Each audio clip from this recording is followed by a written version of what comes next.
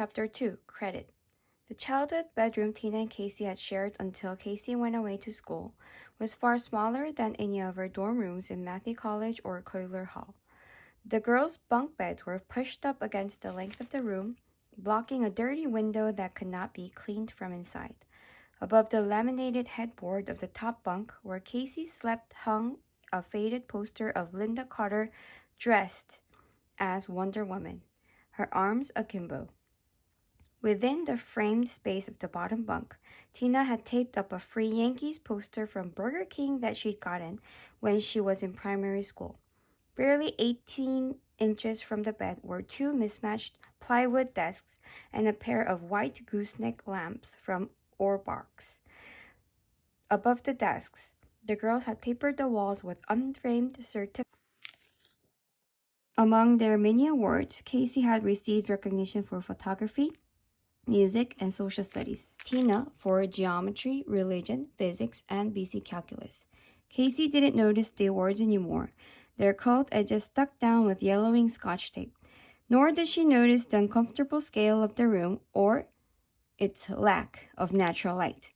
In the first years of visits back from school, she compared the glorious working fireplace in her suite in Maythi, the wood-paneled classrooms, and the stained glass windows with the background blue pile carpet in her Elmhurst bedroom and the bulletproof glass in her apartment building lobby. And she decided that she could not afford to look too critically at what was home because it hurt. Following the fight with her father, Casey went to her bedroom for the sole purpose of retrieving her Marlboros. And as soon as she got them and a book of matches, she walked out the front door. She hiked 3 flights of stairs instead of taking the elevator because there was no other way to get to the tar-paved roof. From memory, she keyed in the security code 4174, the birth date of Imelda, the building superintendent's only daughter. For years, Casey had helped Imelda with her schoolwork, then later tutored her for the SATs. In consideration, her father, Sandro, gave Casey free reign of the roof. When Imelda got a full scholarship to attend Bates College, Sandro bought a metal cafe table and 2 matching chairs from a hardware store in Paramus with his own money and left a gift along with a glass ashtray on the roof for its sole visitor. But now Casey didn't pull up a cafe chair. She sat on the wide parapet bordering the roof, dangling her legs against the north side of the building facing the street, not caring if her white pants were dirtied by the brown brick facade. The night breezes, undetectable in her mother's airtight kitchen, brushed against her battered face. There was little light in the sky, no sign of the moon, and as for the stars, Casey had never seen any in Queens. The first time she saw a black sky pierced with what seemed like an infinite number of white holes was on a trip to Newport with her roommate Virginia to her grandmother's house during a school vacation. What Casey felt initially was the pause in her own breathing. The sight literally took her breath away. Then she craned her neck to stare at the swirl of the Milky Way, and she could hardly be persuaded to go back into the great house despite the mosquitoes nibbling on her ankles. For the remainder of her visit, the senior Mrs. Kraft pronounced Casey that starry-eyed girl. The next day, when her mosquito bites grew fat and pink on her ankles and toes, forming their own raised constellation, Casey felt no regret whatsoever. At the age of 19, she'd finally seen stars. Casey yearned for the darkened steel layer of city sky, banded by pink and gray ribbons of twilight, to be stripped to reveal the stars. There was no way to see them. Fine, she thought, feeling deprived. From where she sat, there were countless identical apartment unit windows, brightened with electric bulbs, each covered by a square glass shade screwed into the ceiling. On both sides of Van Cleek Street, there were attached rental apartment buildings raised in the late 1960s by the same developer, all with the same floor plans, whirlpool refrigerators, and small closets.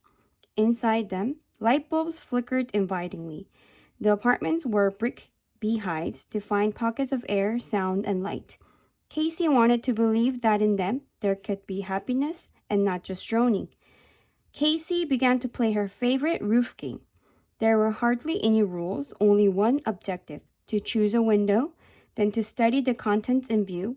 She had the idea that your possessions told about you.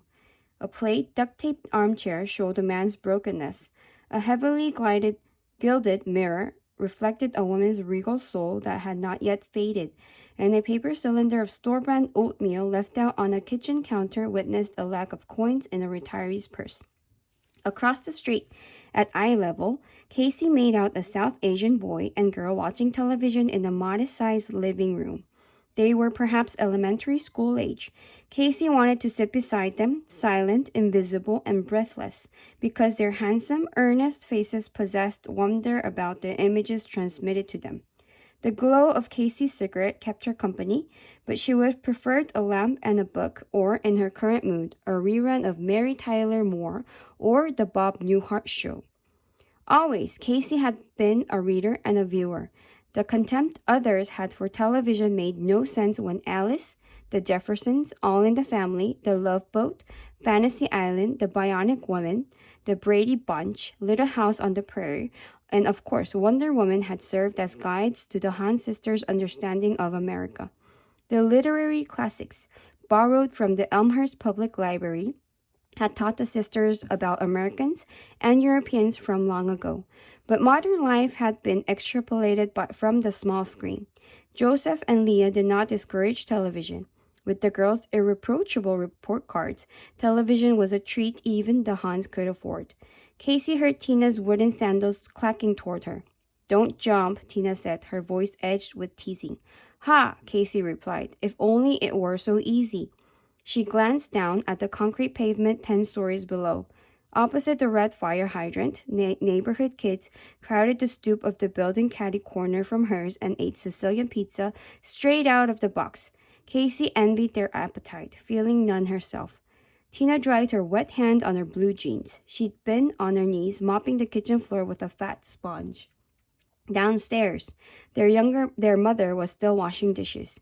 It had been Leah's idea for the younger one to go find her sister. "So, what are you going to do?" Tina asked. Casey shrugged, saying nothing. Her feeble smoke ring lost its form. "I expected to blow up sometime around August, not in the first week of our arrival at Chesan," Tina said.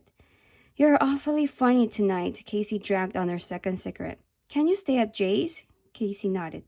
"Looks that way. Virginia is in Newport for a month, then off to Italy. It must be nice to have pots of money and time to piss it away." "Italy sounds nice," Tina said. Neither of them had been to Europe.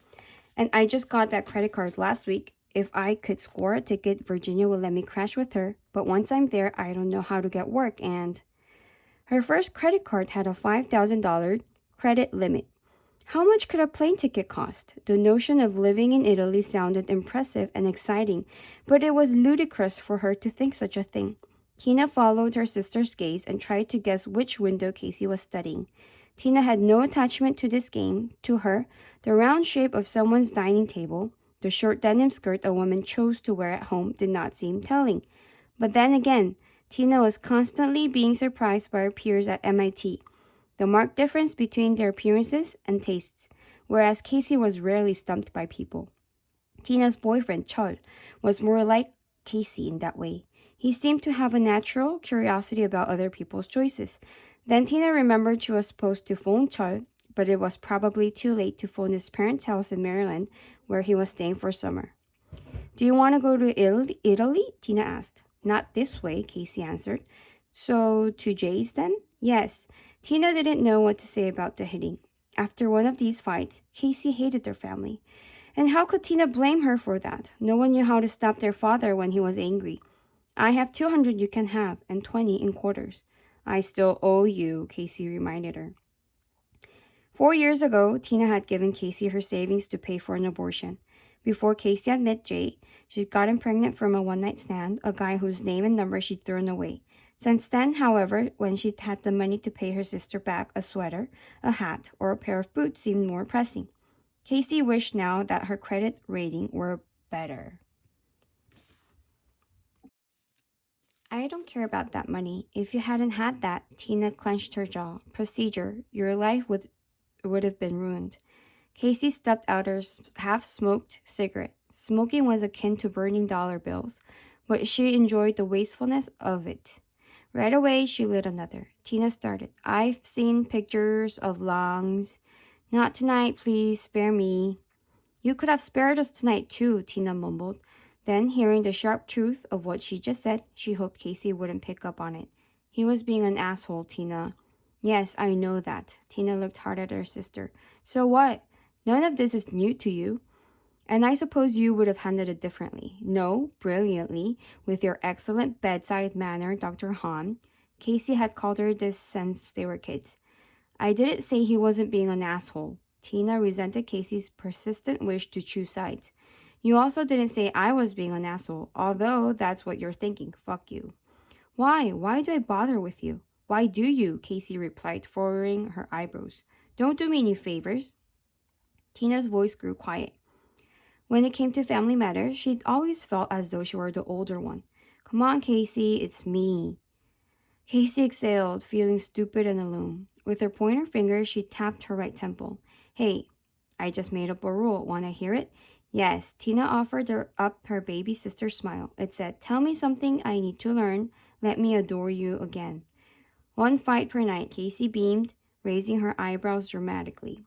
I already had my 1 fight, so I can't fight with you. Maybe tomorrow I can squeeze you in. By all means, sign me up, Tina said, smiling. They grew quiet.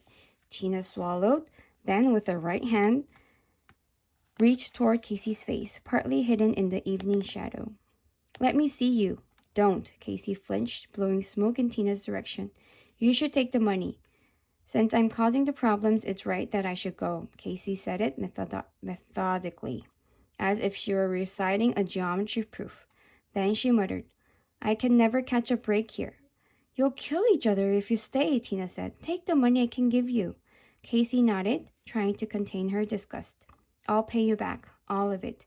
I don't care about the money, Casey. When they were younger, Tina felt pleasure if Casey merely looked at her. I'm leaving after they go to bed. Casey's face was impassive. They can't know where I am, all right? Please do me that favor. Tina wouldn't argue. By noting Casey's mistakes, Tina had avoided making the same ones. If she felt the duty to do better in life, it was because she screened the previews. She felt, what was it? A primitive loyalty? Certainly not gratitude. Responsibility? Regardless, it wasn't what she wanted to feel. The dark street below was empty, a pair of rats dashed out of the black garbage bags near the curb. The evening shouldn't have turned out this way. On the train ride down from school, Tina had been going through her list of questions for Casey. Worries saved up from the semester. They rarely spoke during the school year. Long-distance calls were expensive and their schedules so full and out of sync. And Casey made things difficult. Her life appeared frenetic and purposeless. She was so hard to make out. The evening grew darker, and with no moon or streetlights, Tina could barely detect the silhouette of her sister's face, the shallow-set eyes, their father's mouth, the high cheekbones, the nose that was slightly rounded at the tip. Her sister's skin color was fairer than her own, and her straight black hair turned chestnut brown in the summer. Tina's black hair had a bluish cast, and in the winter it was raven. When they were out, no one ever suspected that she and Casey were sisters. But Tina wanted to protest that they were sisters.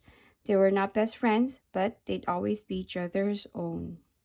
Tina took a breath. There was always so little time. Can I ask you something?